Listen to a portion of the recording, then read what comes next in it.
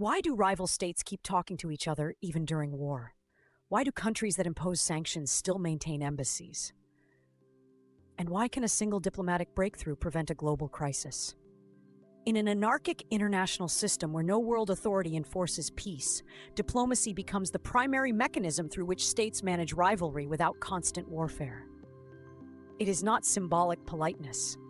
It is strategic communication designed to protect national interests. Diplomacy evolved alongside the sovereign state system. After the Peace of Westphalia, European powers began establishing permanent embassies to maintain continuous channels of communication. Instead of negotiating only during crises, states institutionalized dialogue. The Congress of Vienna in 1815 demonstrated large-scale multilateral diplomacy, where major powers collectively redesigned Europe after the Napoleonic Wars to maintain balance.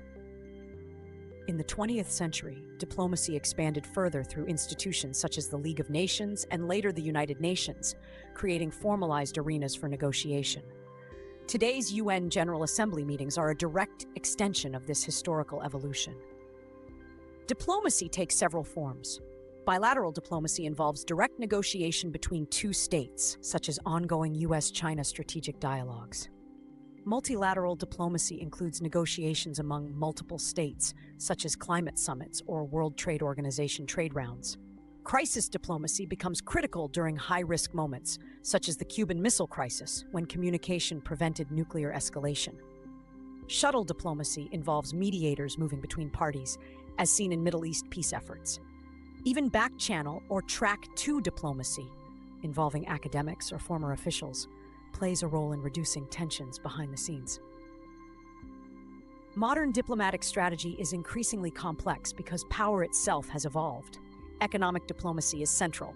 Trade agreements, sanctions, and investment flows shape influence. China's Belt and Road Initiative functions as economic diplomacy by building infrastructure partnerships that extend strategic reach. The European Union uses regulatory diplomacy, setting global standards in data protection and environmental policy.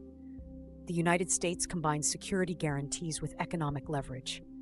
Digital diplomacy has also emerged, with leaders using social media to shape narratives and communicate directly with global audiences. Public diplomacy, influencing foreign populations, not just governments, has become a strategic tool. Even during open conflict, diplomacy never fully disappears.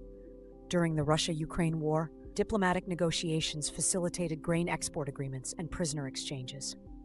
During US-China tensions, military communication channels remain active to prevent miscalculation. In nuclear negotiations with Iran or North Korea, dialogue persists despite deep mistrust. This reflects a structural reality. In an anarchic system, communication reduces uncertainty, and reduced uncertainty lowers the risk of unintended escalation. Diplomacy has evolved from royal envoys to complex global strategy involving economics, technology, and public opinion. It remains the primary instrument through which sovereign states manage competition, avoid catastrophic conflict, and pursue cooperation when interests align. In a world shaped by power, sovereignty, and anarchy, diplomacy is the mechanism that makes strategic coexistence possible. And now that you understand how diplomacy functions, the next step is to explore the theoretical framework that emphasizes cooperation through institutions, liberalism, and neoliberal institutionalism in international relations.